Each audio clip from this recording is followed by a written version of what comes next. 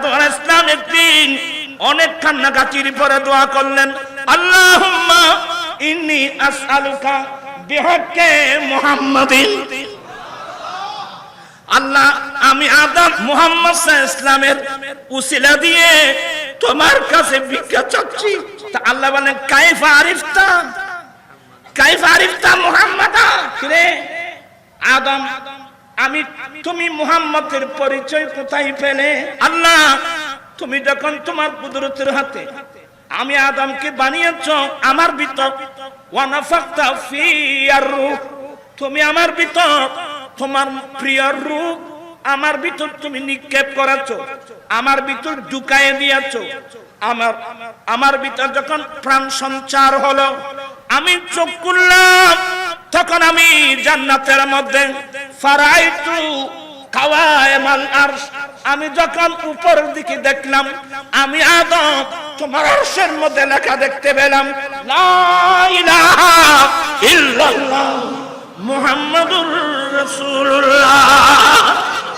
আল্লাহ, আমি আদম তোমার নামের পাশে মুহাম্মদ সাল্লাল্লাহু আলাইহি সাল্লামের নাম যখন লেখা দেখতে পেলাম, তখন আমি চিন্তা করলাম, তোমার সৃষ্টি জগতের মধ্যে তিনি তোমার সবচেয়ে বড় প্রিয়। আল্লাহ, তোমার সৃষ্টির মধ্যে ইনি তোমার সবচেয়ে বড় প্রিয়। তোমার বড় প্রিয় না হলে তোমার নামের সাথে এই নবীর নাম কোনোদিন তুমি লিখতে না। আমার আল্লাহ বলেন, আদম তুমি ঠিকই বলছো, সে আমার প্রিয়। শুধু প্রিয় না, লওলা মুহাম্মদ না হলে লামা খলাকতুকা, আমি তোমাকে সৃষ্টি করতাম না, আমি আরশ সৃষ্টি করতাম না, আমি লৌহ সৃষ্টি করতাম না, আমি আরশ কুরসি লৌহ কলম আমি কিছুই সৃষ্টি করতাম না। লাউলা কালামা খালাকতুল জান্নাহ, লাউলা কালামা খালাকতুস সামা, আমি জান্নাত সৃষ্টি করতাম না, আমি কিছুই সৃষ্টি করতাম না। আমার আলা হযরত বলছেন যে, সাল্লি আলা রাসূলিনা সাল্লি আলা মুহাম্মাদিন সাল্লি আলা হাবিবিনা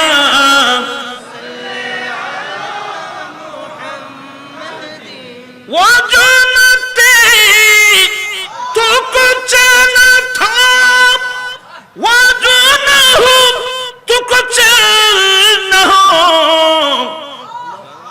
जान है वो जहान की जान है, वो जहान की जान है, तू জান है। ইজ্জত সম্মান আল্লাহর জন্য, ইজ্জত সম্মান রাসূলের জন্য, আর রাসূলের পরে ইজ্জত সম্মান মুমিনের জন্য। আমার ভাইজান, আমার ভাইয়েরা, আপনি ইজ্জত চাইলে সম্মান চাইলে পাবেন না তো। কারণ পৃথিবীর কোন সরকার ইজ্জতের বাজেট দিতে পারবে না, বেইজ্জতির বাজেট দিতে পারবে না। ইজ্জত দেয় না বলা আল্লাহ, ওয়া তুইজ্জু মান তাশা ওয়া তুযিল্লু মান তাশা।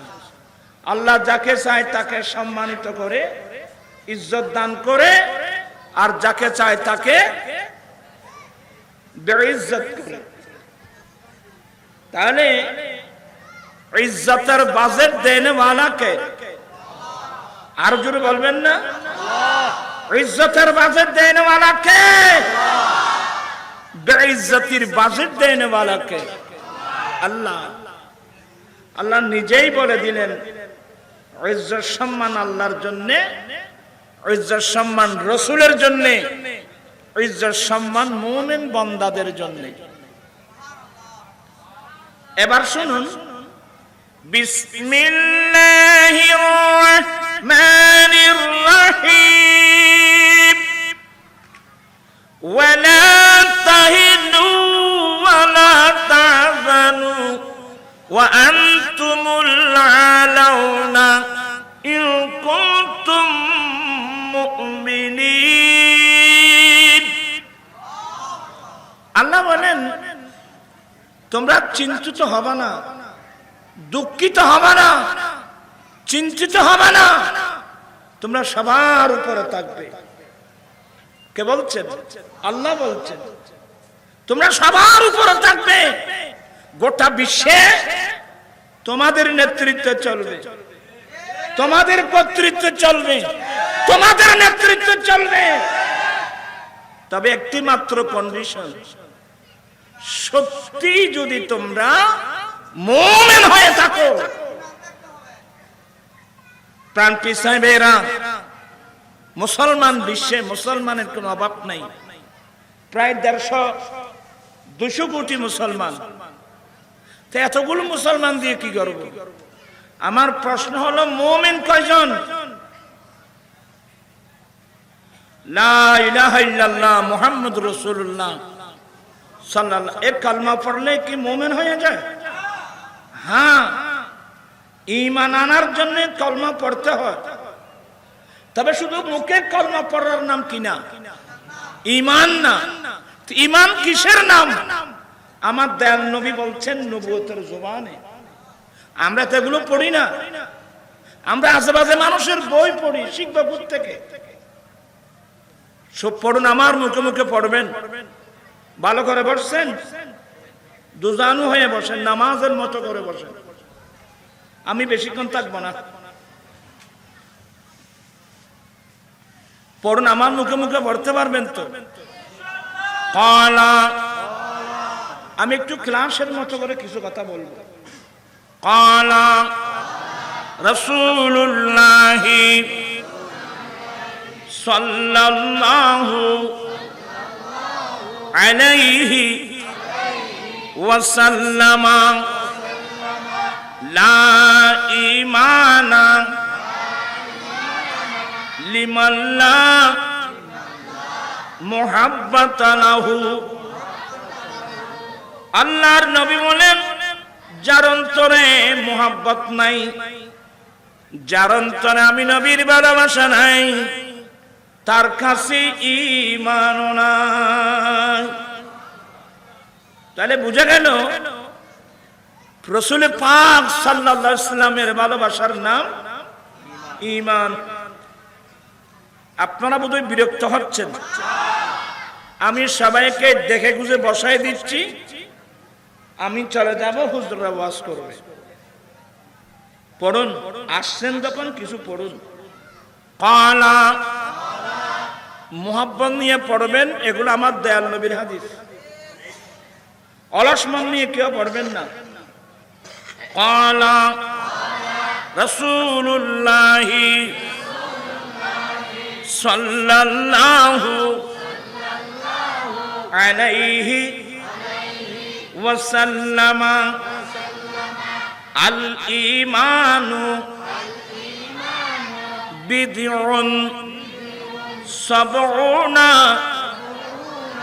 শুবা ফাদলুহা কাওলু লা ইলাহা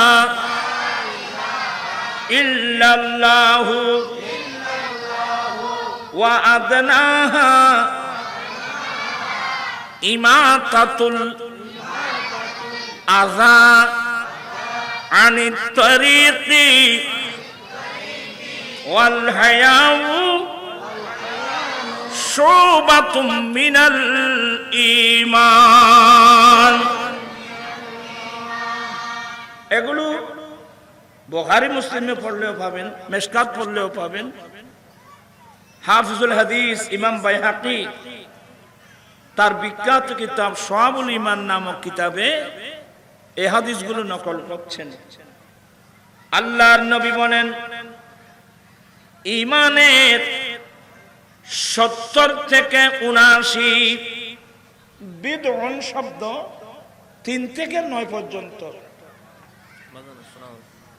3 থেকে 9 পর্যন্ত বোঝানো হয়।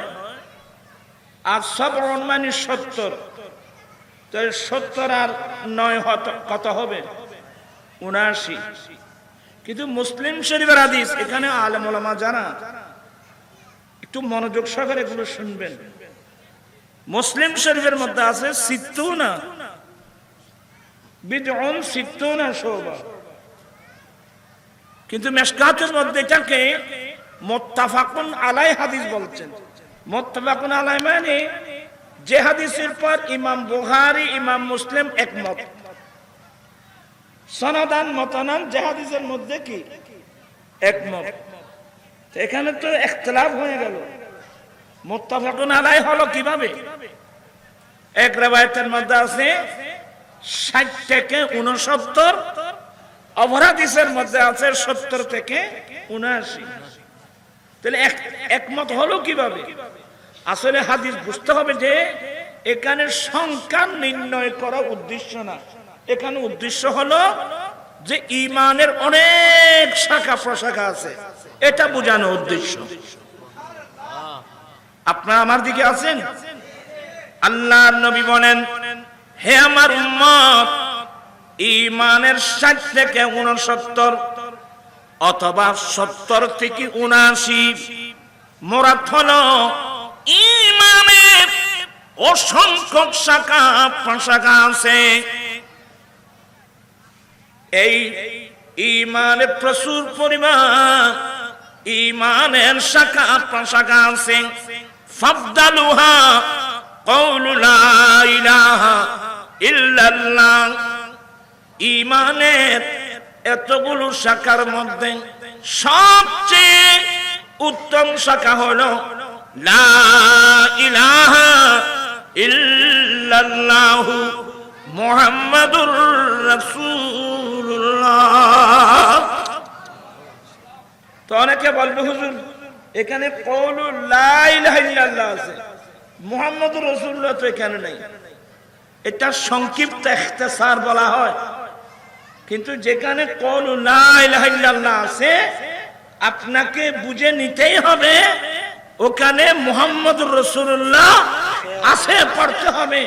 কারণ কোন মানুষ যদি কিয়ামত পর্যন্ত লা ইলাহা ইল্লাল্লাহ লা ইলাহা ইল্লাল্লাহ লা ইলাহা ইল্লাল্লাহ পড়তে থাকে, একটিবারও যদি মুহাম্মাদুর রাসূলুল্লাহ সাল্লাল্লাহু আলাইহি সাল্লাম না বলবে, সে মুমিন হবে না। তাহলে হাদিস বুঝতে হবে এখানে কওলু লা ইলাহা ইল্লাল্লাহ মানে পূর্ণ কালমা পড়ুন, লা ইলাহা ইল্লাল্লাহু মুহাম্মাদুর রাসূলুল্লাহ। আমার নবী বলেন, এখানে একটা কথা বলি, আমরা কিভাবে মানুষ ঈমান বাঁচাবে? এখন যারা ঈমান আনে নাই তাদের কথা বলে কোনো লাভ নাই। তো যারা ঈমান আনছেন, হুজুর এই যুগের বড় বড় হুজুর বুঝেন, যারা ফেসবুকের মধ্যে একেবারে কি ভাইরাল। আপনার কথাগুলো বুঝতেছেন? বাবা আমার কথার মধ্যে কেউ রং কথা বলবে না। আজকাল অনেক হুজুর আছে যারা একেবারে ফেসবুকের মধ্যে কি ভাইরাল। তো সমস্যা তো ওখানে না। একজন বলছে যে আমি 6 মাস পর্যন্ত হাদিস তালাশ করলাম, কোথাও কালমা তালাশ করে পাইলাম না। প্রাণ পিসাইবেরা ইসলাম ধর্ম পৃথিবীর জমিনে আসছেন 1400 বছর হয়ে গেল। কি বলেন? তো কেউ যদি একদম পাবলিকে, বাংলাদেশের কোন পাবলিক এই কথাটা বলে নাই, বলছে কে? একজন হুজুর, একজন আমাদের ভাই হুজুর বলছে যে উনাকি কলমা কোথাও পাই নাই। আমি ওলামাদের খেদমতে আমার অনুরোধ থাকবে, আপনি যদি কলমা না পেয়ে থাকেন তাহলে তো আপনি আমাদের কাছে জিজ্ঞাসা করলে তো আপনি তথ্যটা পেয়ে যেতেন।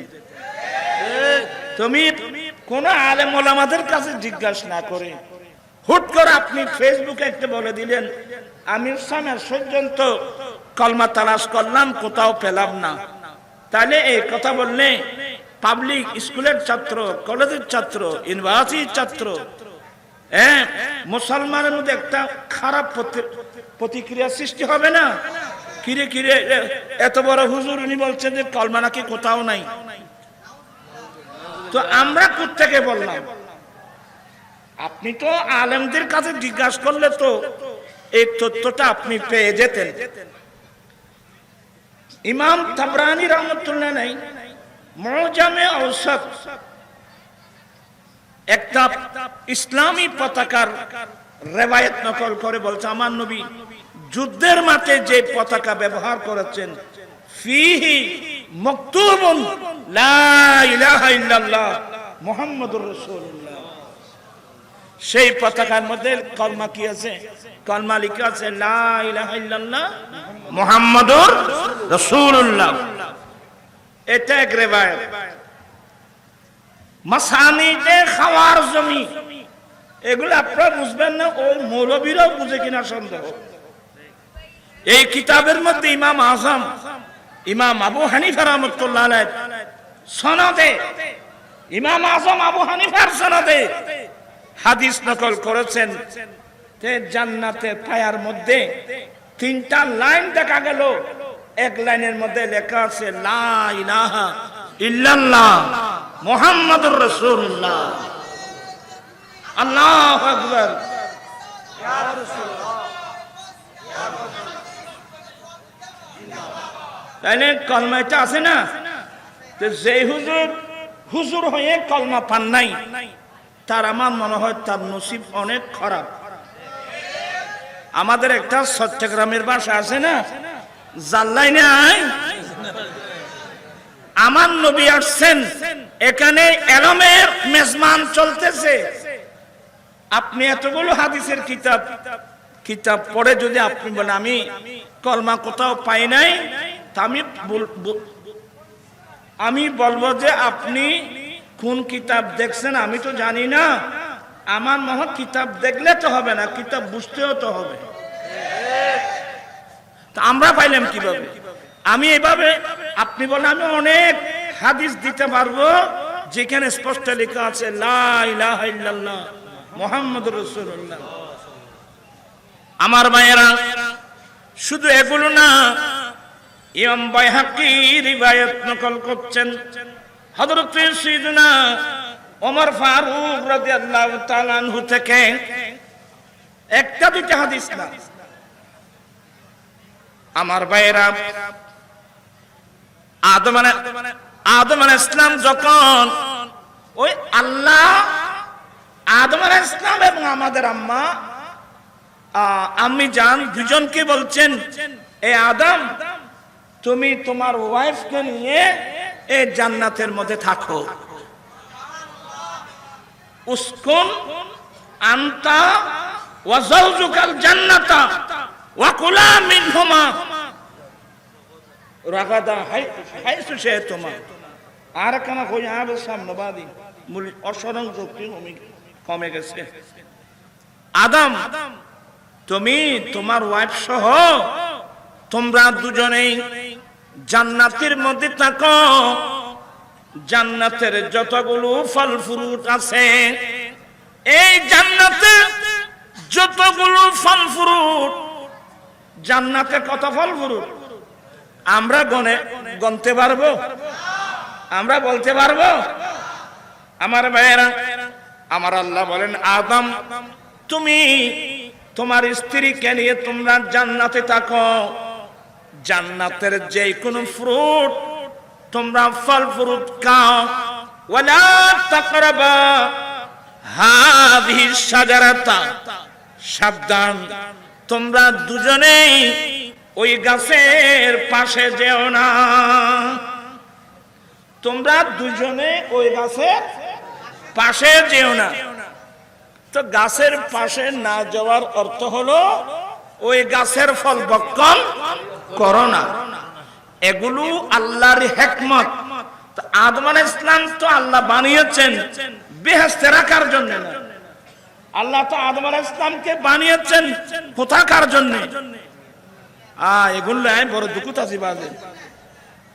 আল্লাহ কি বলেছিলেন?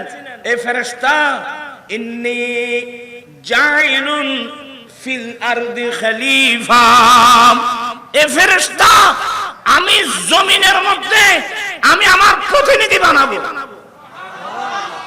আমি আমার প্রতিনিধি বানাতে যাচ্ছি। আদম আলাইহিস সালাম, হাওয়া আলাইহিস সালাম, আমাদের আব্বা আম্মা, আসলে আল্লাহ খলিফা বানানোর কথা কোথাকার জন্য? জমিনের জন্য। আদম আলাইহিস সালাম খলিফা আসমানের জন্য না জমিনের জন্য?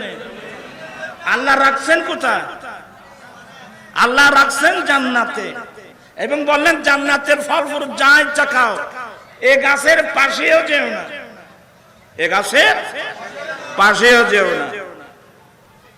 এগুলো ওই আদম আলাইহিস সালাম ওই গাছের পাশে যাবে, ফল খাবে, এই সুবাদে আল্লাহ দুজনকে জান্নাত থেকে কোথায় পাঠিয়ে দেবে? জমিনে পাঠিয়ে দেবে। এটা একটা আল্লাহরই হিকমত।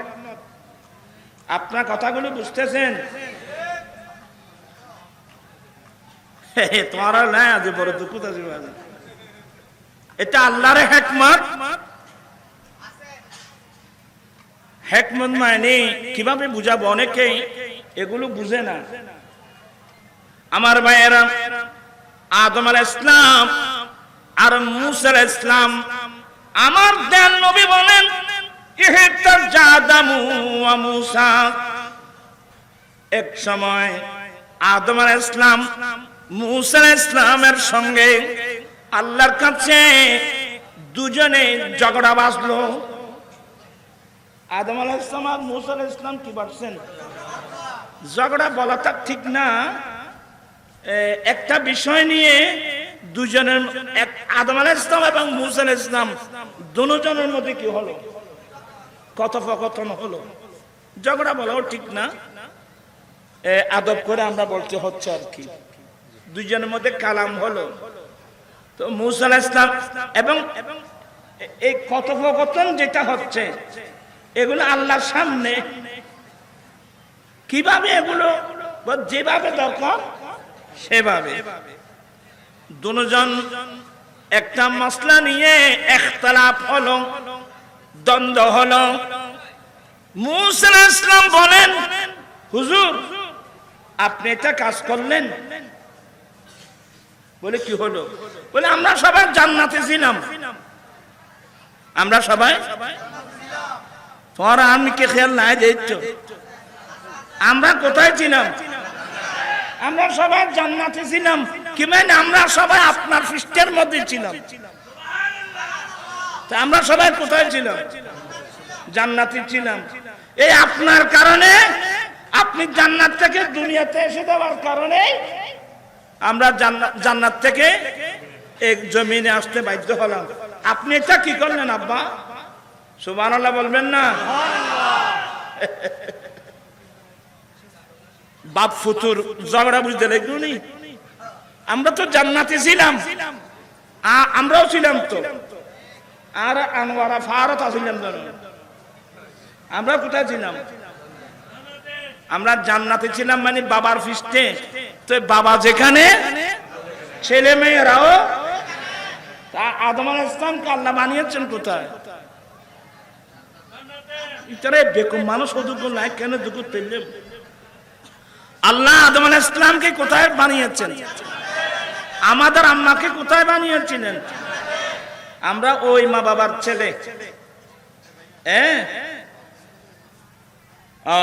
এজন্য তো আমার নবীর দর্শন হলো উঁচু নিচু নাই বিদাবেদ, সব সমান বুল প্রবে। উঁচু নিচু নাই বিদাবেদ, সব সমান বুল প্রবে। আদম হাওয়া হতে पैदा, আদম হাওয়া হতে पैदा। এই শরণ রাখি এখন মধু বাণী নিয়ে এলো মরুর। আমরা এক মা বাবার সন্তান। আমাদের বাবার নাম আদম আলাইহিস সালাম, আমাদের আম্মি জানের নাম হাওয়া আলাইহিস সালাম। আমরা দুইজন জান্নাতি মা বাবার ছেলে। আমাদের বাড়ি কোথায়?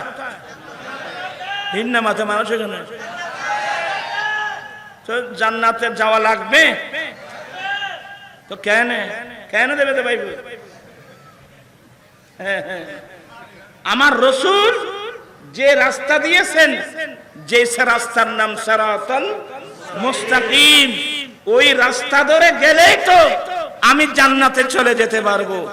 এখন তো অধিকাংশ মুসলমান আমার নবীর দেওয়ার রাস্তা ছেড়ে মুসলমান ভিন্ন হতে চলে গেছে।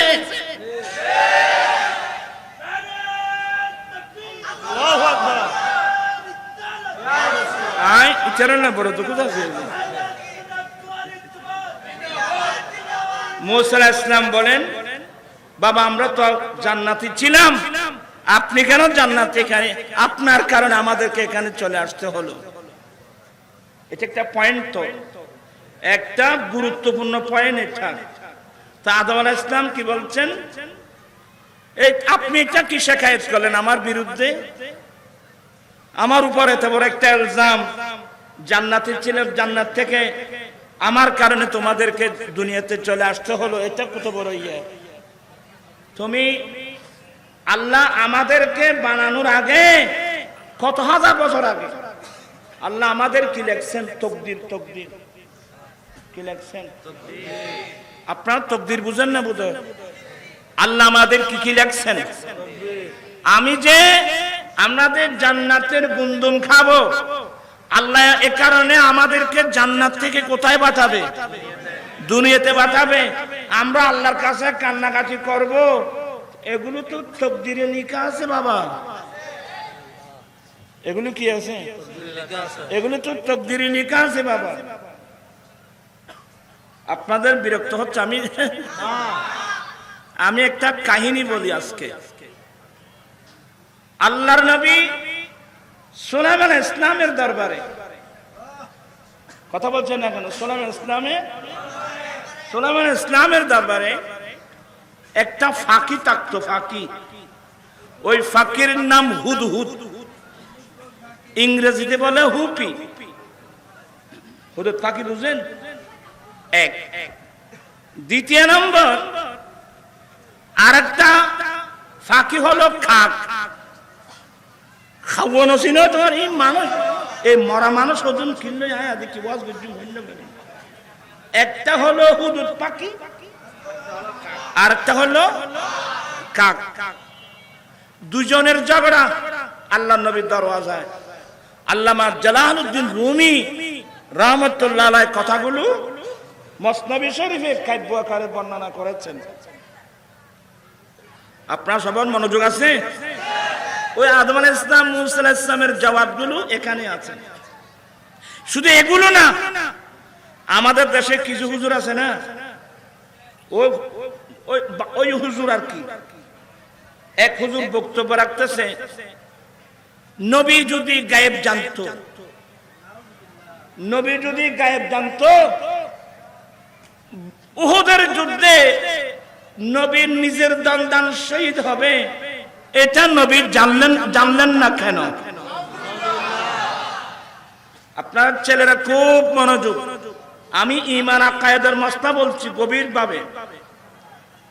তো বলছে যে নবী যদি গায়েব জানতো, অথবা আমার রাসূল গায়েব জানে না, এটা বোঝানোর জন্য ওই হুজুর যে যুক্তি পেশ করলো, আমার ভাইরা রাসূল পাকের কাজের উদ্দেশ্য জ্ঞান থাকতো, তাহলে উহুদের মাঠে দান শহীদ হবে, এটা নবী জানলেন না কেন?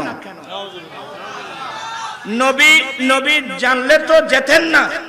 কি মানে? তো ছেলে বলে ঠিক ঠিক ঠিক, উহুদের মাঠে নবীর দান শহীদ হবে, এটা নবী জানে না। এখানে অনেক স্কুল কলেজের ছাত্ররা আছে, এটা কি শুদ্ধ হয়েছে কথাগুলো? নবীর কাছে যদি গায়েবী আলম থাকতো, নবী যদি গায়েব জানতো, তো উহুদের মাঠে নবীর দান শহীদ হবে, এটা নবী জানলেন না কেন? তা আমি তাদের কাছে একটা প্রশ্ন রাখি, আপনারা যে বলছেন নবীর কাছে যদি গায়েবী আলম থাকতো, তাহলে নবীর উহুদের মাঠে দান শহীদ হবে, এটা নবী জানলেন না কেন? আপনারা যে একতাল দিলেন, আচ্ছা নবী কার নির্দেশে চলে?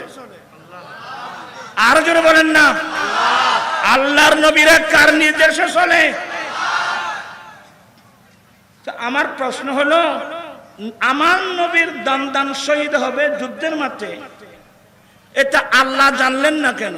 আপনি উত্তর দিতে পারবেন? যে ব্রেন লাগবে, কোরআন হাত ভালো ওস্তাদের কাছে লেখাপড়া করতে হবে। আপনাকে আপনি যে বললেন নবীর কাছে যদি গায়েবে আলম থাকতো, তাহলে উহুদের মাঠে দান শহীদ হবে, এটা জানলেন না কেন?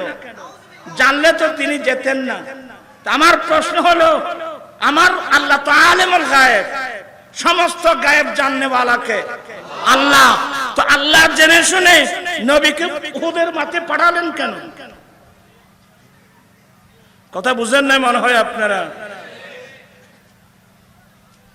আমার ভাইরা, আল্লাহর রাস্তায় শহীদ হওয়া অনেক বড় নিয়ামত।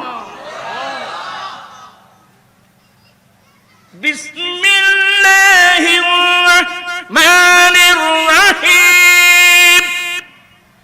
ওয়ালা তাকুলু লিমান ইউকতালু ফি সাবিলিল্লাহি আমওয়াত বাল আহয়া ওয়ালাকিন লা তাশউরুন।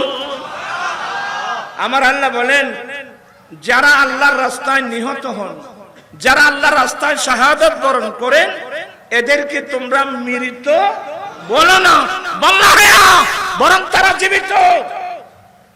ওয়ালাকিন লা তাশউরুন, কিন্তু কিভাবে জীবিত এটা বুঝার শউর, সে অনুভূতি তোমাদের কাছে নাই। কি বলতে হবে? আর যদি কি বলতে হবে? যারা আল্লাহর রাস্তায় শাহাদাত বরণ করেন ওদেরকে কি বলতে হবে? তারা যারা শাহাদাত বরণ করেন ওরা তো মরে না, ওরা তো জীবিত, ওরা সত্যিকার জীবন পায়। বিসমিল্লাহির রাহমানির রাহিম। লা তাহসাবান্নাল্লাযীনা কুতিলু ফি সাবিলিল্লাহি আমওয়াত বাল আহয়াউম ইনদা রাব্বিহিম ইউরযাকুন। আল্লাহ বলেন, যারা আল্লাহর রাস্তায় শাহাদাত বরণ করেন এদেরকে মৃত্যু মুখে বলা তো দূরের কথা, তোমারা মনে মনেও এরা মৃত্যু বলে ধারণা করতে পারবা না। এরা জীবিত। এরা কি? আরে জুড়ে এরা কি? এরা জীবিত না। ইনদা রাব্বিহিম ইউরযাকুন, আল্লাহর পক্ষ থেকে তাদের কাছে কি এসে থাকে? রিজিক এসে থাকে। চিৎকার দিয়ে বলুন না সুবহানাল্লাহ। আরে আল্লাহর রাস্তায় শাহাদাত বরণ করা এটা তো বড় নিয়ামত। তো এই যে এরা যে যুক্তি পেশ করে যে নবীর কাছে যদি গায়েবে আলম থাকতো তাহলে নবী উহুদের মাঠে দান শহীদ হবে, নবী জানলেন না কেন? জানলে তো তিনি যেতেন না। এগুলো কি ইমানদারি কথা? এবার আমি আপনাদেরকে যে বুঝাতে চেয়েছিলাম, ওই কয়টা বাকি? একটা হলো হুদহুদ, আরটা হলো কাক খাওয়াজের ওয়ারা। একটা হলো হুদহুদ। সবার মনোযোগ আছে তো? হুদহুদ পাখি এসে বলছেন, সুলাইমান আলাইহিস সালামের সামনে এসে বলছেন, সালাম দিলেন, হুজুর আপনি আমাকে আপনার দরবারে জায়গা দেন। তো তোকে জায়গা দিলে কি করবি? বলো, হুজুর আমি আপনার উপকার করব। সুবহানাল্লাহ বলবেন না? আমাকে আপনার দরবারে জায়গা দিলে আপনার কি হবে? আপনার লাভ হবে। মনোযোগ আছে সবার? নাই। তোমার আর খেয়াল ও তাইর হুজুর হত্যাই হাসান আজহারী হুজুর কখন আসতেছে, তারপর হাসান রাজাল কাদেরী কখন আসতেছে, কখন সুন্দর সুন্দর নাচ শুনবো। আপনারা আছেন, আমি আছি আরেক তালে। এটা এই ওয়াজগুলো কোথায় যাচ্ছে জানেন? খুব মনোযোগ সহকারে শুনবেন। তো হুদুদ পাখি বলছেন যে কারণ আল্লাহ তো সুলাইমান আলাইহিস সালামকে দুনিয়ার সূর্য উদয়স্থল থেকে আরম্ভ করে অস্তদা পর্যন্ত গোটা পৃথিবীর বাদশাহী আল্লাহ সুলাইমান আলাইহিস সালামকে দিয়েছেন।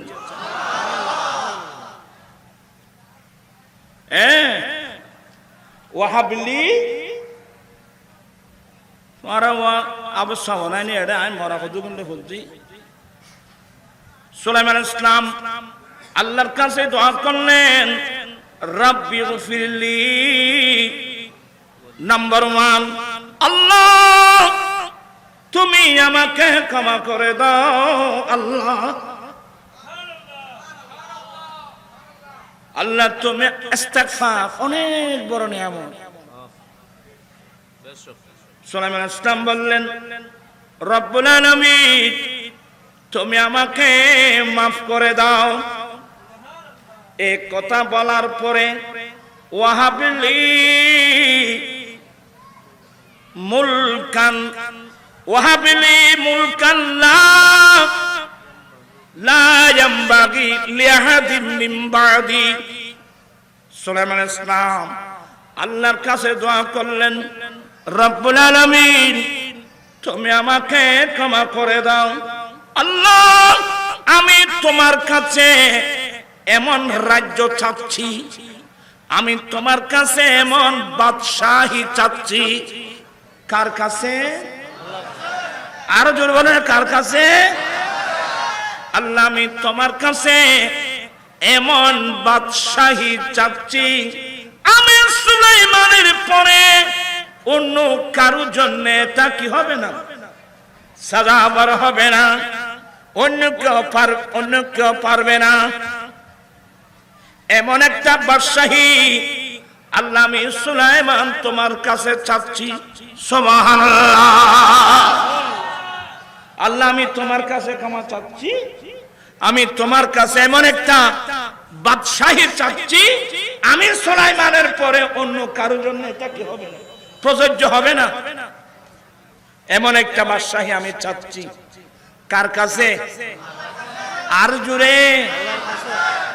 এখন তো আমরা আল্লাহর কাছে চাই না, এখন বাদশাহী চাই।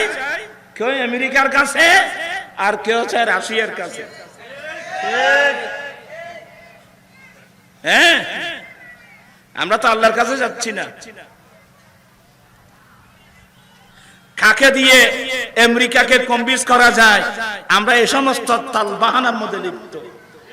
কাকে দিয়ে রাশিয়াকে কনভিন্স করা যায়, এসব তালবাহানার মধ্যে লিপ্ত। আমার ভাইজান, আমরা ইমামুল আম্বিয়ার উম্মত, আমরা ইমামুল আম্বিয়ার উম্মত। আমরা যে আল্লাহর উপর ঈমান এনেছি, কুলিল্লাহুম্মা মালিকাল মুলক, কুলিল্লাহুম্মা মালিকাল মুলক তুতিল মুলকা মান তাশা ওয়া তানজিউল মুলকা মিম্মান তাশা ওয়া তুইজ্জু মান তাশা ওয়া তুযিল্লু মান তাশা বিয়াদিকাল খায়র ইন্নাকা আলা কুল্লি শাইইন কাদির। সমগ্র রাজ্যের মালিক কে? গোটা সৃষ্টি জগতের মালিক কে? কিন্তু আল্লাহ যাকে চায়, এই মানুষই নাববেন না। আল্লাহ যাকে চায় তাকে সে বাদশাহী। সুলাইমান আলাইহিস সালাম আল্লাহর কাছে চেয়েছেন, আল্লাহ তুমি আমাকে ক্ষমা করে দাও, আল্লাহ তুমি আমাকে এমন বাদশাহী দান করো, আমি সুলাইমান আলাইহিস সালামের পরে এই বাদশাহী অন্য কারো জন্য যেন প্রযোজ্য না হয়, এমন একটা বাদশাহী দাও। এই কথা, এই ফরিয়াদ করার সাথে সাথে আল্লাহ সুলাইমান আলাইহিস সালামকে গোটা পৃথিবীর বাদশাহী দান করলো।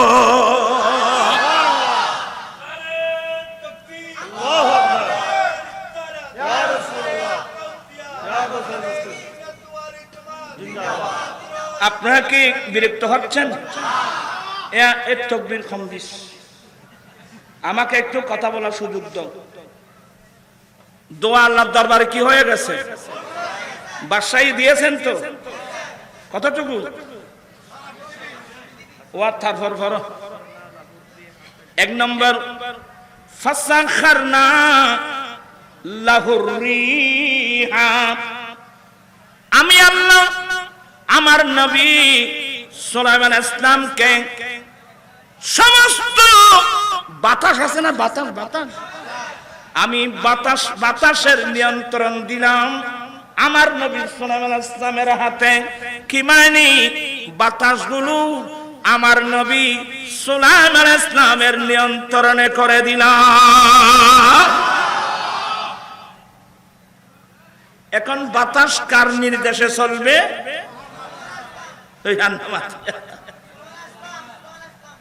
একবার নাকি ওই মশা মাছি আছে না, এরা সুলাইমান ইসলামকে মামলা দিয়েছে, হুজুর কিরে হুজুর এই বাতাসের জন্য আমরা কোথাও থাকতে পারছি না, আপনি একটু বাতাসের বিচার করেন। এই বাতাসের কারণে আমরা থাকতে পারছি না হুজুর, আপনি বাতাসের একটু বিচার করুন না। বলে একটু তুমি থামো, আমি বাতাসকে ডাকি। বলে হুজুর বাতাস আসবে তো আমাদেরকে মেরে নিয়ে চলে যাবে। বলে বাবা বাদী না আসামি না আসলে আমি বিচার করবো। কথা বুঝতেছেন না মনে হয় আপনারা? আজকে এগুলো কি জন্য আসলো এই সমস্ত কথাবার্তা? আচ্ছা দেখি আজ বেশি না অল্প সময়। আল্লাহ সুলাইমান ইসলাম সর্বপ্রথম ফাসাখারনা রিহা, ফাসাখারনা লাহুর রিহা, অতঃপর আমি তার জন্য অর্থাৎ সুলাইমান ইসলামের নিয়ন্ত্রণ এনে দিয়েছি বাতাসকে। আমি বাতাসকে কার নিয়ন্ত্রণে? সুলাইমান ইসলামের নিয়ন্ত্রণে করে দিয়েছি।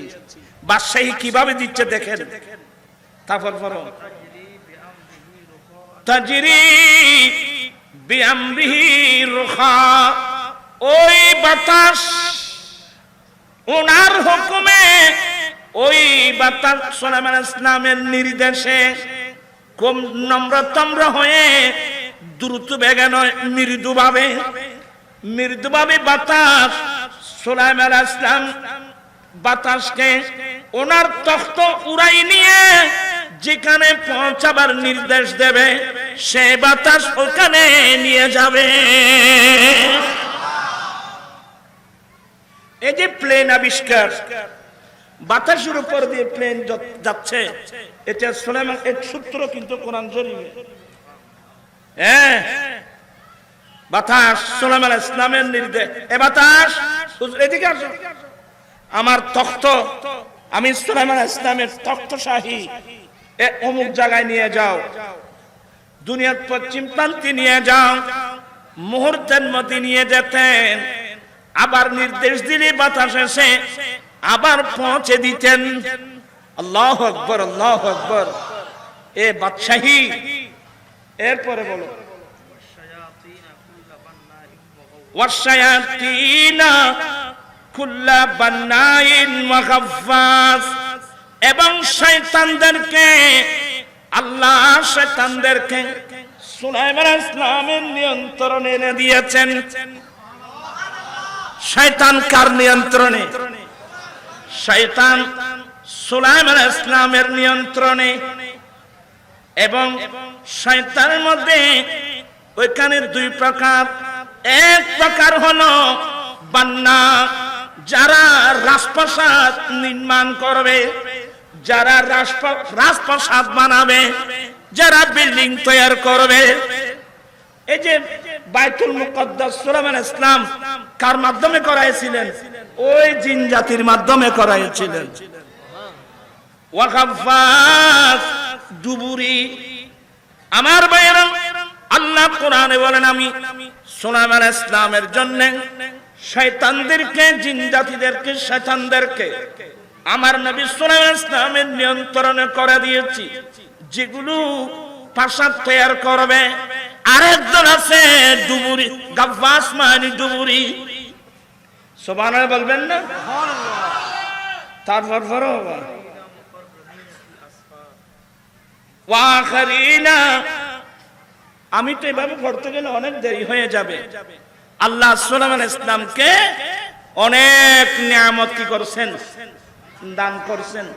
আপনারা আমার দিকে আছেন তো, আমি মাঝখান থেকে ছেড়ে দিচ্ছি, দেরি হয়ে যাচ্ছে। লাস্ট আল্লাহ কি বলছেন? হাযা আতাউনা, এটা আমার মূল পয়েন্ট। হাযা আতাউনা ফামনুন আও আমসিক। এ সুলাইমান, এটা আমি আল্লাহর দান, আমি তোমাকে দান করেছি। সুলাইমান, এগুলো হাযা আতাউনা, তাফসীরে কুরতুবী আছে হাযা ইশারা রাষ্ট্রের দিকে, এই রাষ্ট্র আমি তোমাকে দান করেছি, এটা আমার দান, আমি তোমাকে দান করেছি।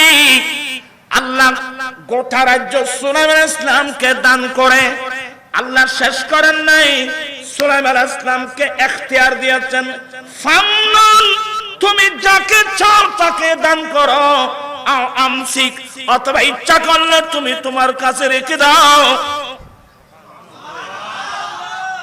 তুমি ইচ্ছা, ফামনুন, তুমি যাকে চাও তার উপকার করো, যাকে চাও তাকে দান করো, যাকে চাও তাকে দিতে পারবা। এই রাষ্ট্র তুমি যাকে চাও তাকে দাও, আও আমসিক, অথবা তুমি তোমার কাছে রেখে দাও। দুটোটা তোমাকে এখতিয়ার দিলাম, তুমি দিতেও পারবে রাখতেও পারবে, দুটোটা তোমাকে কি দিলাম, বিগাইরি হিসাব। আর সুলাইমান, এই বিষয়ে তোমার কাছ থেকে কোনো হিসাব নেওয়া চলবে না, আমি কোনো হিসাব নেব না। একেবারে কি ছাড়া, মানুষই নেই, মরা কতক্ষণ নয়, একেবারে কি ছাড়া। তুমি যাকে চাও তাকে দাও, যার থেকে নিতে চাও রেখে দাও, দেবা নেবা দুটোটা এখতিয়ার দিলাম, বিগাইর হিসাব।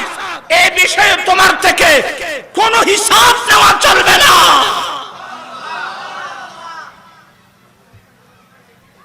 আমার বাবারা, আর আমরা, আমার দয়াল নবী, ইনি তো বাদশা, এই জগতের বাদশা না, আমার নবী তো বাদশা আর বাদশা। নূরে মুহাম্মদ সাল্লাল্লাহু আলা, তুমি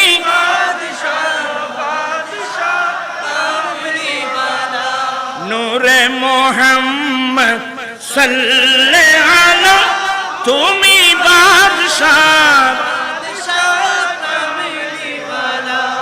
আরে আল্লাহ তো মুসা সুলাইমান আলাইহিস সালামকে দুনিয়ার বাদশাহী দিয়েছেন, আর আমার নবী তো রাহমাতুল লিল আলামিন। আমার নবী তো রাহমাতুল লিল আলামিন, আমার নবী সাইয়্যিদুল মুরসালিন, আমার নবী শফিউল মুজরিমিন। সুলাইমান আলাইহিস সালাম যত বড় বাদশা হোক, সুলাইমান আলাইহিস সালাম, শুধু সুলাইমান আলাইহিস সালাম না, আদম আলাইহিস সালাম থেকে আরম্ভ করে ঈসা আলাইহিস সালাম পর্যন্ত সমস্ত আম্বিয়া কিরাম আমার নবীর পতাকার নিচে আশ্রয় নেওয়া ছাড়া বিকল্প কোনো পথ। আমি একটু আপনাদেরকে দূরে নিয়ে আসলাম আর কি। আমার মূল কথাই ছিলেন আল্লাহ সুলাইমান আলাইহিস সালামকে কি দিয়েছেন? কোথাকার বাদশাহী? গোটা দুনিয়ার বাদশাহী। ওনার বাদশাহী শুধু মানব জাতির উপর না, ওনার বাদশাহী জিন জাতির উপর। বা সুলাইমান দাদে মুলক সরওয়ারি, শুধু মাতিয়া খাতে মার দিও পারি সারা দুনিয়া।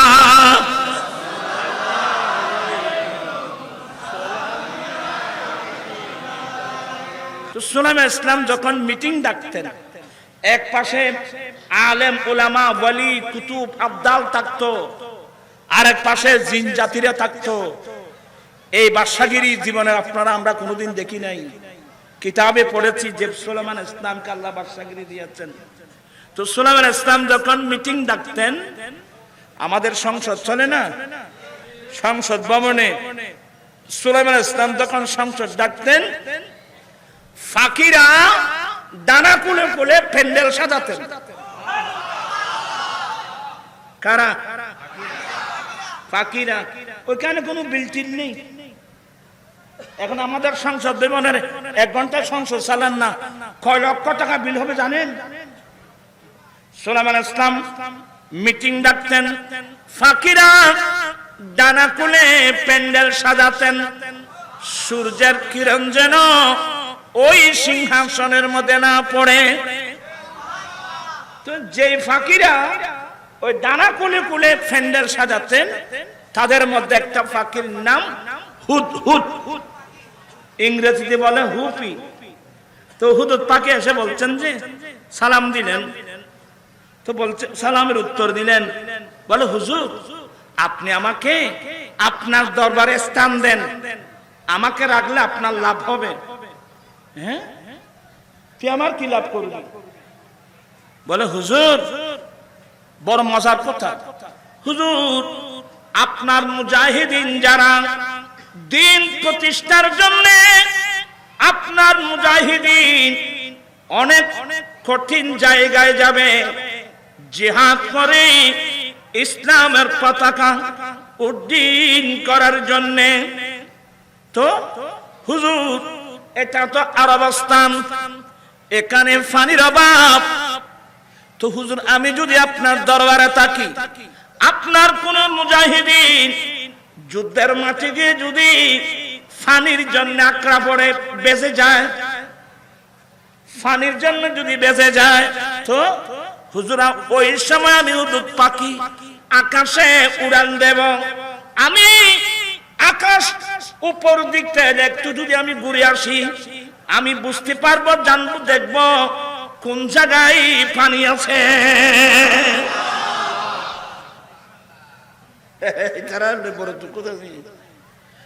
হুদহুদ পাখি বলেন, হুজুর আমি হুদহুদ পাখি একটু যখন ঘুরে আসব, উড়ে আসব, কোন জমিনে পানি আছে আমি চোখে দেখি।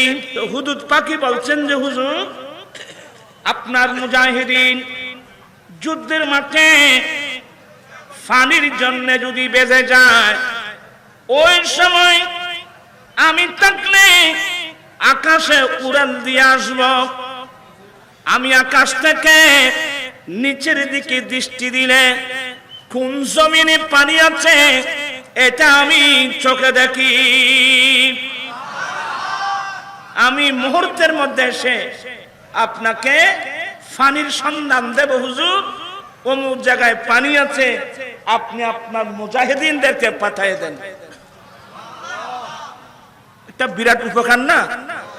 সুলাইমান ইসলাম বলে, বাপরে বাবা, মাশাআল্লাহ, আমার তোমার বেশি দরকার। আজ থেকে তুমি আমার দরবারে থাকবে, আমার দরবারে খাবে। এখন আজ থেকে ওই সুলাইমান ইসলামের দরবারে, বাদশার দরবারে হুদহুদ পাখির দাম বেড়ে গেল। হুদহুদ পাখির দাম বেড়ে গেল। তো বাদশার দরবারে একজনের দাম বাড়লে আবার আর হুদুন আছে দিয়ে দেই না পারে, তো হুদুদ গুণ এবার দাম কিনলে বাইটু আছে না? তো এই হুদহুদ পাখির এগুলো সব তামাশাগুলো দেখছিল ওই খাওয়া কাক। এটা উদ্দিকি খালায় আর তোনারও বেশি খালা ভিতরে। কাক বলে, হুজুর বলে কিরে, কারণ আল্লাহ সুলাইমান ইসলামকে ফাকিদের ভাষা জানিয়ে দিয়েছেন, আপনার এগুলো মেমোরিতে রাখবেন বাবা। কাক বলে, হুজুর বলে কিরে, বলে হুজুর এই যে হুদহুদ পাখি আপনাকে বললো আকাশে উড়াল দিলে আকাশ থেকে কোন জমিনে পানি আছে চোখে দেখে, এটা একটা ডাহা মিথ্যা কথা। হুজুর মিথ্যা কথা? এই হুজুর মিথ্যা বলার জন্য লোক আর তালাশ করে পাস নাই। এই নবীর সাথে মিথ্যা, মার মেয়েটা একবার করতে শুয়ে গিয়ে দেখুন, নবীর কাছে মিথ্যা, বাদশার সাথে মিথ্যা। হুজুর এই যে হুদহুদ পাখি বলল আপনার মুজাহিদিনরা যুদ্ধের মাঠে গেলে কোথাও যদি পানির জন্য বেঁচে যায়, এ পাখি আকাশ থেকে উড়াল দিয়ে আসলে আকাশ থেকে কোন জমিনে পানি আছে সেগুলো দেখে। এগুলো একেবারে ডাহা মিথ্যা কথা। মিথ্যা কথা বলে, হ্যাঁ তো সুলাইমান আলাইহিস সালাম উনি নবী না বাবা, উনি কত বড় বাদশা, নবী না? বলে এ খাক, এই হুদুদ পাখি যে আমাকে মিথ্যা বলছে, এর পিছনে তোর কাছে কোনো দলিল ডকুমেন্ট আছে? আপনারা খুব মনোযোগ কিন্তু। সুলাইমান আলাইহিস সালাম বলেন এ কাক, হুদুদ পাখি যে আমাকে মিথ্যা বলছে, এর পিছনে তোমার কোনো দলিল ডকুমেন্ট আছে? তো কাক বলতেছে হুজুর, আমি কি দলিল ডকুমেন্ট ছাড়া কথা বলি? ও বাদিলে খবর তো কি আছে ভাই, বুঝছে না? মাথা কা কাকের কাছেও দলিল আছে, এনা সব যায় না। এখন আমি যখন বলবো কাকের যুক্তি, সবাই হায়রান হয়ে যাবেন। এই যুক্তি কিভাবে খণ্ডন করবেন আমার ভাইয়েরা? আচ্ছা তুমি দলিল, উদুদ পাখি একেবারে চুপচাপ। এ কাক, উদুদ পাখি দিয়ে মিথ্যা বলছে, এর পিছনে তোমার দলিল ডকুমেন্ট কি আছে? তুমি পেশ করো। বলো হুজুর, আমার ডকুমেন্ট হলো, যুক্তি হলো। অনেক সময় অনেক মানুষ আছে জমিনে ফাঁকি শিকার করার জন্য জাল বসা। তোমরা স্কুল কলেজের ছাত্ররা মনোযোগ সহকারে শুনবা। অনেক সময় হুজুর ফাঁকি শিকারী কিছু আছে না, যারা ফাঁকি শিকার করে, বলে হুজুর অনেক সময় শিকারীরা, ওই যে ফাঁকি শিকারী যারা আছে, ওরা ফাঁকি শিকার করার জন্য জাল বসা। তো সুলাইমান আলাইহিস সালাম বলে এটা তো সত্য। বলে হুজুর তাহলে আমার প্রথম কথাটা সত্য হলো? বলে হ্যাঁ। বলে দ্বিতীয় কথা, হুজুর আমি চোখে দেখেছি ওই শিকারীদের জালের মধ্যে এই হুদুদ পাখি আটকা পড়তে। কত না বুঝা হন না? শিকারীরা যে ফাঁকি শিকার করে জাল বসায়, সে জালের মধ্যে হুদুদ পাখি আটকা পড়তে আমি নিজের চোখে দেখছি। সুলাইমান আলাইহিস সালাম বলেন এটাও ঠিক। হুজুর দুটোটা ঠিক? বলে হ্যাঁ দুটোটা ঠিক। বলে ফাঁকি শিকার করার জন্য মানুষ জমিনের মধ্যে জাল বসায়। সুলাইমান আলাইহিস সালাম বলেন এটাও ঠিক। দ্বিতীয় নম্বর, ওই জালের মধ্যে আমি অনেকবার দেখেছি এই হুদুদ পাখির মতো পাখি সেই জালের মধ্যে আটকা পড়তে। সুলাইমান আলাইহিস সালাম বলেন এটাও ঠিক। তাহলে হুজুর দুটোটা ঠিক? বলে হ্যাঁ দুটোটা ঠিক। হুজুর প্রমাণ হয়ে গেল হুদুদ পাখি শিকারীদের জালের মধ্যে বাঁচলো কেন? হুদুদ পাখি শিকারীদের জালে আটকা পড়লো কেন? তাহলে বোঝা গেল হুদুদ পাখির চোখে ওই জাল দেখে নাই। আয় আদে বেকুলে ফদি দিল না পাইছু, আর কথাই না যে কিনলে নাই নিজেও টান না পাইছ। বলতে চাচ্ছিলাম যে যে হুজুর যে চোখে শিকারীদের জাল দেখে না, কারণ এই ফাঁকি জালের মধ্যে বাঁচলো কেন? আপনি তো স্বীকার করলেন অনেক সময় হুদুদ পাখি শিকারীদের জালের মধ্যে আটকে পড়া। তাহলে আটকা যখন পড়লো, তাহলে বোঝা গেল এই হুদুদ পাখি শিকারীদের জাল চোখে দেখে নাই। তো হুজুর আপনি বিচার করুন, যেই চোখে শিকারীদের জাল দেখে না, ওই চোখে আকাশ থেকে পানি কিভাবে দেখবে? যুক্তি আছে? এই যুক্তি বলিনি, বোধ বড় বড় যুক্তিবাদী হুজুর বলতো, ইন্টারন্যাশনাল যুক্তিবাদী। সুলাইমান আলাইহিস সালাম, আপনারা হাসবেন না, স্কুলের ছাত্র, কলেজের ছাত্র, ইউনিভার্সিটির ছাত্র, এগুলো তোমার কলেজের মধ্যে সাবজেক্ট পাবে না। এগুলো মুস্তাফার দরওয়াজায় পাওয়া যায়। এগুলো শোনো। হুদুদ পাখি চুপচাপ। সুলাইমান আলাইহিস সালাম বলেন আরে বাবা এটা তো একটা যুক্তি, এটা তো আর ফেলে দেওয়ার মতো যুক্তি না, কথা তো সত্য। এটাকে মন্তেকের ভাষায় বলে সগরা কবরা মিলিয়ে নতিজা বের করা। তা আপনার সগরা কবরা বুঝবেন না, বাজক, বাহ্য, বাকফল, বাকশেষ, এগুলো তো বুঝবেন। এই এনে যে বুঝো বাধ্য। এই হুদুদ হুজুর, আরে আসলে তো খাকে তো আমাকে একটা যে যুক্তি দিল এটা তো আর ছেলে দেওয়ার মতো যুক্তি না। তো খাকের যুক্তিগুলো খণ্ডন করার তোমার কাছে কোনো দলিল আছে? হুদুদ ফাঁকি বলেন, হুজুর আপনি যদি দয়া করেন, দোয়া করেন, এই কাকের যুক্তি খণ্ডন করা এটা হুদুদ পাখির একটা মুখের বাতাস মাত্র। ও আল্লাহ রে, এত বড় কঠিন যুক্তি খণ্ডন করা এটা নাকি হুদুদ পাখির মুখের বাতাস? কারণ হুদুদ পাখি মুমিন, হুদুদ পাখি মুমিন। তো হুদুদ পাখি কি বলতেছে? উত্তর দাও, তুমি উত্তর দাও। বলে হুজুর আমি হলাম মুমিন, এ খাওয়াইতে বেঈমান। আপনারা প্রথম ইলজাম শুনেন, হাসবেন না। হুজুর আমি হলাম মুমিন, কাক হলো বেঈমান। তো এটা তো সহজে মানুষ গ্রহণ করবে না। বলে হুজুর ঈমানের মসলা বেঈমান কোনদিন বুঝবে না। এবার পয়েন্টে পয়েন্টে আসতেছে। হুজুর আমি হলাম মুমিন, এ কাক হলো কি? বেঈমান। ঈমানের মসলা বেঈমান কোনদিন বুঝবে না। বলে এটা তো ঠিক, ঈমানের মসলা তো। আরে বর্তমান ঈমানের মসলা অনেক মৌলবীরা পর্যন্ত বুঝতেছে না। আয় হইলে ব্যক্তি না আর আমি কাউকে এগুলো বলার দরকার নাই। এটা নসিবের মামলা, এটা যার যার নসিবের মামলা। লা ইউসিবানা ইল্লা মা কাতাবাল্লাহু লানা। হুজুর আমি হলাম মুমিন, এ কাক হলো কি? বেঈমান। বেঈমান কোনদিন ঈমানের মসলা বুঝবে না। বলে হুজুর তুমি একটু খুলে বলো না। বলে হুজুর আমি একটু খুলে বলছি।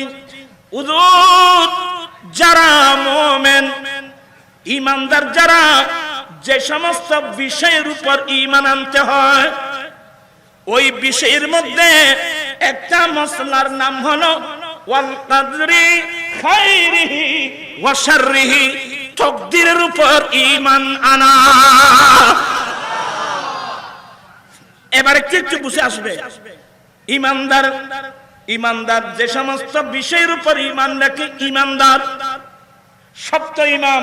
ওয়াল কদরি খাইরিহি আমানতু বিল্লাহি, আমানতু বিল্লাহি ওয়া মালাইকাতিহি ওয়া কুতুবিহি ওয়া রুসুলিহি ওয়াল ইয়াউমিল আখিরি ওয়াল কদরি খাইরিহি ওয়া শাররিহি মিনাল্লাহি তাআলা ওয়াল বাসি বাদাল মাউত।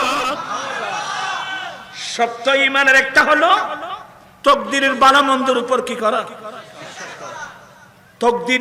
তাকদীরের উপর ঈমান রাখতে হবে।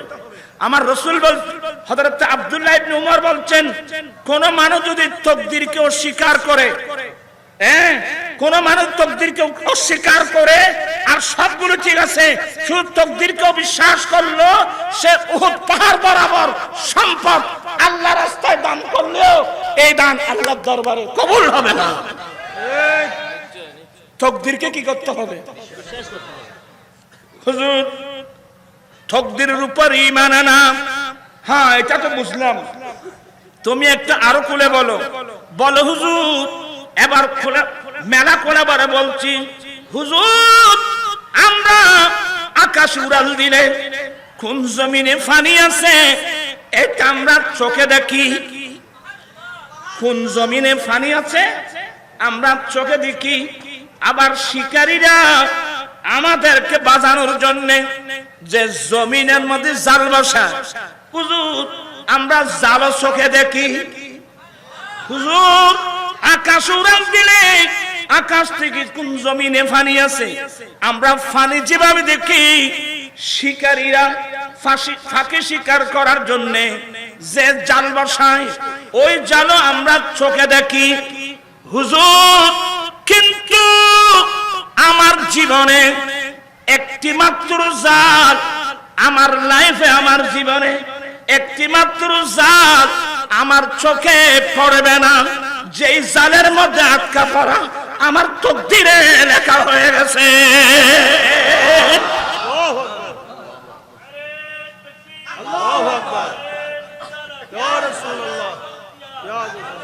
আমি আমার ওই যে হুজুররা যুক্তি কোথায়, হুজুরের খাকের যুক্তি কোথায়? বাদ খাতে সিদ্ধ মেরে খাকের যুক্তি আছে না? বাতাসের সাথে উড়ে গেল।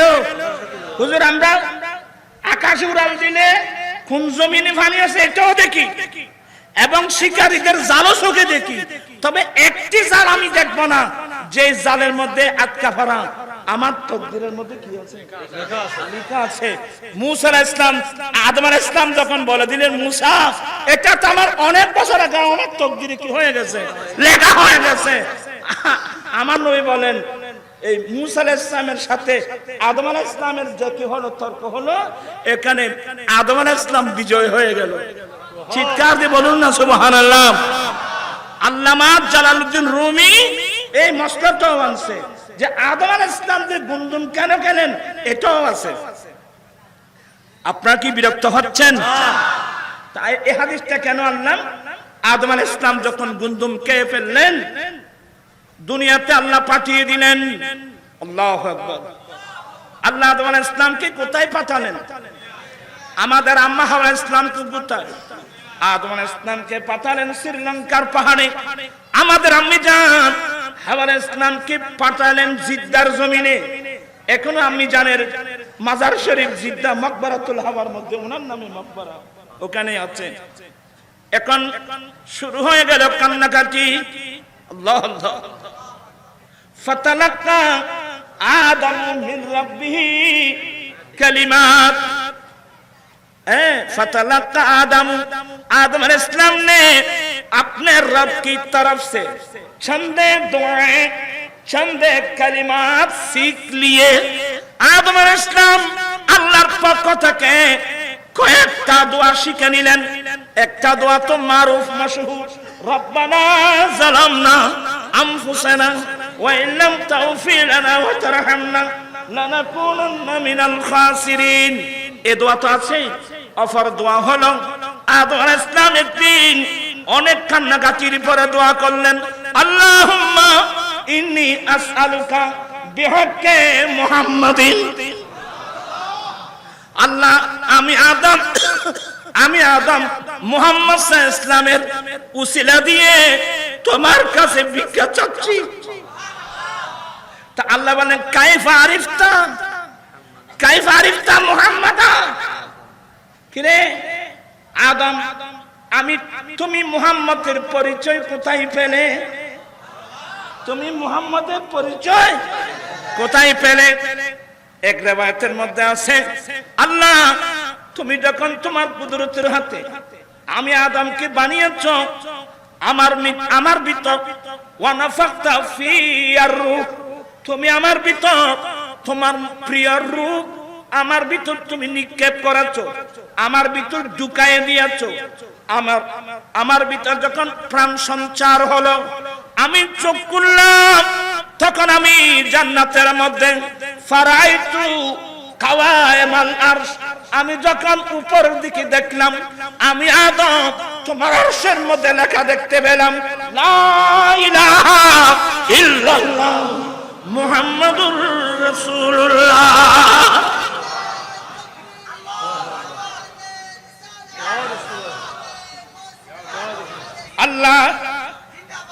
আল্লাহ আমি আদম তোমার নামের পাশে মুহাম্মদ সাল্লাল্লাহু আলাইহি ওয়াসাল্লামের নাম যখন লেখা দেখতে পেলাম, তখন আমি চিন্তা করলাম তোমার সৃষ্টি জগতের মধ্যে তিনি তোমার সবচেয়ে বড় প্রিয়। আল্লাহ তোমার সৃষ্টির মধ্যে ইনি তোমার সবচেয়ে বড় প্রিয়। তোমার বড় প্রিয় না হলে তোমার নামের সাথে এই নবীর নাম কোনদিন তুমি লিখতে না। আমার আল্লাহ বলেন, আদম তুমি ঠিকই বলছো, সে আমার প্রিয়, শুধু প্রিয় না, লওলা মুহাম্মদ, মুহাম্মদ না হলে লামা খলাকতুকা, আমি তোমাকে সৃষ্টি করতাম না, আমি আরশ সৃষ্টি করতাম না, আমি লৌহ সৃষ্টি করতাম না, আমি আরশ কুরসি লৌহ কলম আমি কিছুই সৃষ্টি করতাম না। লাউলা কালামা খালাকতুল জান্নাহ, লাউলা কালামা খালাকতুস সামা, আমি জান্নাত সৃষ্টি করতাম না, আমি কিছুই সৃষ্টি করতাম না।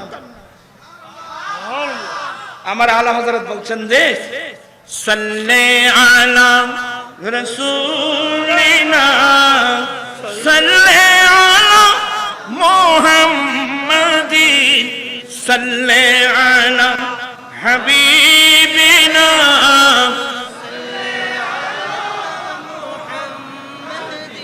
वो जो नते तो कुछ न था, वो जो न हो तो कुछ न हो, जान है वो जहान की, जान है वो जहान की, जान है तू जहान है, सल्ले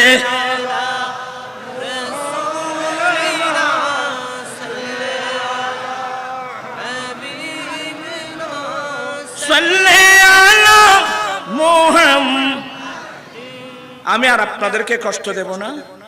এগুলো একটা আটলান্টিক একটা মহাসাগর, ये वो दरिया है जिसका कोई किनारा नहीं।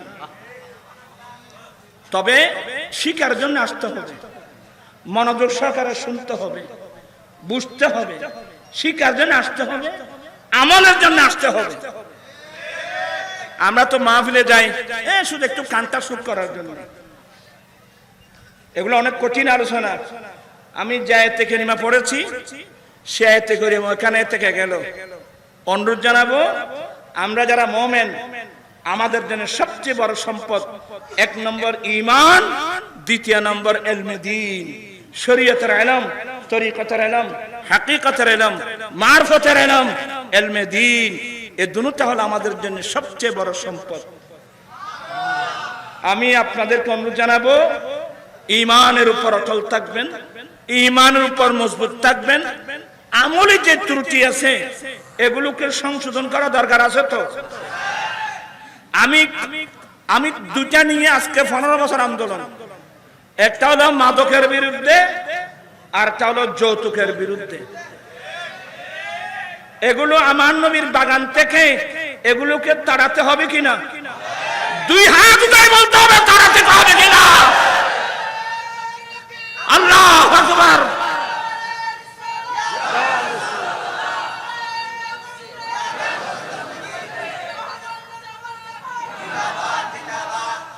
আজকে 15 বছর যৌতুকের বিরুদ্ধে আন্দোলন করছি। এটা আমার কাজ ছিল না, এটা কাজ ছিল এই দেশের মন্ত্রী মিনিস্টার যারা, তাদের। আমার মানবতা আমাকে বাধ্য করছে। আমার রাসবিয়া নুরিয়া কমিটি গঠন করে সবাইকে নিয়ে। আমি একজন মোল্লা মানুষ, লাখদিঘির পারে কতক্ষণ জমিতুল ফলায়, কতক্ষণ প্রেস ক্লাবে, কতক্ষণ ঢাকা প্রেস ক্লাবে, কতক্ষণ কুমিল্লায়, কতক্ষণ ব্রাহ্মণবাড়িয়ায়, কতক্ষণ সিলেটে, কত মন্ত্রী মিনিস্টারকে দাওয়াত দিয়ে আনলাম, প্রধান অতিথি করে আনলাম। কারণ আমি এই যৌতুক বন্ধের জন্য যে দাবিগুলো আছে সরকারের কাছে, এগুলো তো সংসদে বলতে হবে। আমি তো সংসদ সদস্য না, আমি তো সংসদ সদস্য না, তাহলে আমি এই কথাগুলো কার মাধ্যমে পাঠাবো? এই জন্য সরকারের যে মন্ত্রী আছে এমন মন্ত্রীকে দাওয়াত দেন, দাওয়াত দিয়ে আনতে আমার কত কষ্ট হয়েছে জানেন? মানবতা নাই। লালদিঘির পারে জমিতুল ফালায় যাদেরকে প্রধানমন্ত্রী এনে বক্তব্য রাখলাম, দাবিগুলো দিলাম, বিশেষ করে 13টা দাবির মধ্যে এক দাবি, আমাদের দেশে গরিব মানুষের সংখ্যা বেশি। আমি দুবাই, আবুধাবি, মস্কট, কাতার, সৌদিয়া, বিভিন্ন আরব কান্ট্রি ঘুরে ঘুরে তথ্য নিয়েছি।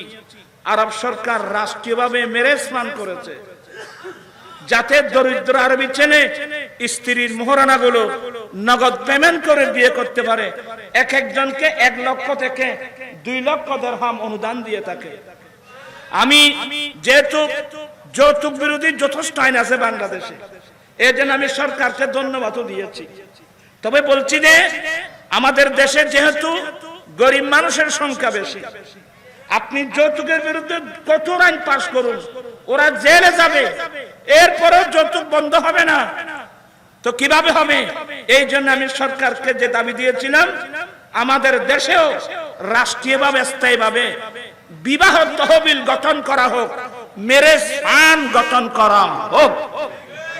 সেই সরকারি ম্যারেজ ফান্ড থেকে ওই গরিব ছেলেকে তার বিয়ের পূর্বে 5 বছর মেয়াদের জন্য বিনা সুদে 2 লক্ষ টাকার একটা ঋণ দেওয়ার ব্যবস্থা করা হোক। টুডে টুমরো, আজকে হোক কালকে হোক, একদিন বাংলাদেশের পার্লামেন্টে এই প্রস্তাব পাস করতে হবে ইনশাআল্লাহ। এই যদি পাস হয়, একজন গরিব ছেলে বিয়ের পূর্বে 5 বছর মেয়াদের জন্য সুদ ছাড়া 2 লাখ টাকা ঋণ পায়, সে যৌতুক ছাড়া নির্বিঘ্নে বিয়ে করতে পারবে। যেহেতু 5 বছর মেয়াদি, যেহেতু সুদ ছাড়া, সেহেতু 5 বছরের মধ্যে এই ঋণগুলো পরিশোধ করা সহজ হবে। ঠিক কিনা ভাইরা আমার? এইভাবে 13টা আমি দাবি দিয়েছি। এখন কাকে দেব? এখন অন্তর্বর্তীকালীন উপদেষ্টা মণ্ডলী যারা আছে, আমি তাদের দৃষ্টি আকর্ষণ করছি। আপনারা চাইলে এটা আপনি গবেষণা করুন। এই আন্দোলন, আমি একজন মোল্লা মানুষের আন্দোলন, আজকে 15 বছর 16 বছর এই অনুষ্ঠানের পারমিশন নিতে গিয়ে আমার ছেলেরা কত কষ্ট হয়েছে, আমি বলার ভাষা আমার নাই। অনেক মন্ত্রী ছেলেরা দাওয়াত দিতে গেলে আমার রামজুমারের ওদের সাথে রাফিজ পর্যন্ত করেছে। যারা রাফিজ করেছো, আজকে তোমরা কোথায়? আমার মনের মধ্যে অনেক আঘাত আছে, মানুষকে বলি না আর কি। আমার এই আন্দোলন কি আমার জন্য, আমার মেয়েকে বিবাহ দেওয়ার জন্য? একটু মানবতা বোধ আমাদের আপনাদের মধ্যে নাই? বলে কাজটা আমাদের, উনি করতেছেন, একটু ওনাকে সহযোগিতা করি। আগামী 25 তারিখ করুক আর নাই করুক, আমি কাজ করে যাচ্ছি। এই গুচ্ছগ্রাম তালাশ করেন না, হাজার হাজার গরিব গরিব মেয়েরা বড় হয়ে আছে, বিয়ে হচ্ছে না। কত মেয়ে স্বামীর ঘরে লাঞ্ছনার শিকার হচ্ছে। এতগুলো আন্দোলন কার জন্য করতেছেন? মানুষ এভাবে কষ্ট পায় কেন? মানুষ এভাবে কষ্ট পাচ্ছে কেন? কিয়ামতের মাঠে জর্রা জর্রা আল্লাহর কাছে হিসাব দিতে হবে। ওই দিন দেখলাম ওই কোন ব্যাংকের চাকরি করে 600 কত জনের 672 জনকে চাকরি থেকে কি করে দিল। আমি উপদেষ্টা মণ্ডলীর দৃষ্টি আকর্ষণ করছি, এই ছেলেগুলো আপনাদের কি দোষ করলো? আপনারা তো ক্ষমতায় আসছেন, বসে আছে, আপনাদের উচিত ছিল যাদের চাকরি নেই তাদেরকেও চাকরির ব্যবস্থা করা। যে ছেলের চাকরি আছে এগুলোকে আপনি বরখাস্ত করলেন কেন? আল্লাহর কাছে জবাবদিহি করতে হবে। গরিবের সাথে লাঠি মারলেন কেন? আল্লাহর কাছে জবাবদিহি করতে হবে।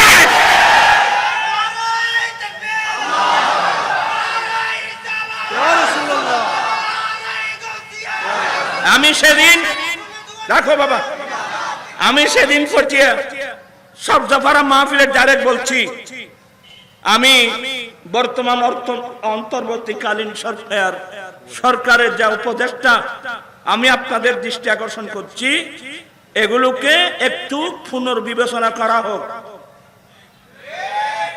আপনারা যে এদেরকে যারা চাকরি থেকে বাদ দিয়েছেন, এদেরকে পুনর্বিবেচনা করে এদেরকে চাকরিতে বহাল করা হোক। এদের দোষটা কি? আপনারা কেন এদেরকে বাদ দিলেন? এই গরিব মানুষ, এই ছেলেরা সবাই শিক্ষিত লোক, আপনি শিক্ষিত লোকের মানুষের মধ্যে আপনি কে মানলেন? আমি পুনর্বিবেচনার জন্য অনুরোধ জানাচ্ছি। আমি এখনো কিন্তু আন্দোলনে যাই নাই, একটু অপেক্ষা করুন, ইনশাআল্লাহ সুন্নি জনতা ঐক্যবদ্ধ। এখন সুন্নি জনতা ঐক্যবদ্ধ, ঠিক কিনা? সবাই বলো ঠিক কিনা? আমরা অচিরে, আমরা রাজনীতি করি না, এখানে রাজনীতি নেই, আছে দুর্নীতি। দুর্নীতির নাম রাজনীতি নয়, রাজনীতির নাম দুর্নীতি নয়। আমরা আহলে সুন্নাত ওয়াল জামাত, এটা একটা অরাজনৈতিক, আহলে সুন্নাত ওয়াল জামাত অরাজনৈতিক দল। আপনারা যেভাবে কাজ শুরু করছেন, আমরা যা দেখতেছি বাংলাদেশে, একটু অপেক্ষা করুন। আমরা কমিটি একটু গুছিয়ে ইনশাআল্লাহ আমরা আগামীতে কর্মসূচি ঘোষণা করব। রাজপথে আমরা ঢাকার শহরের মধ্যে সরওয়ার্দী উদ্যানে সুন্নি জনতার জামায়াত আমরা আহ্বান করব। সবাই যাবেন তো? সবাই যাবেন তো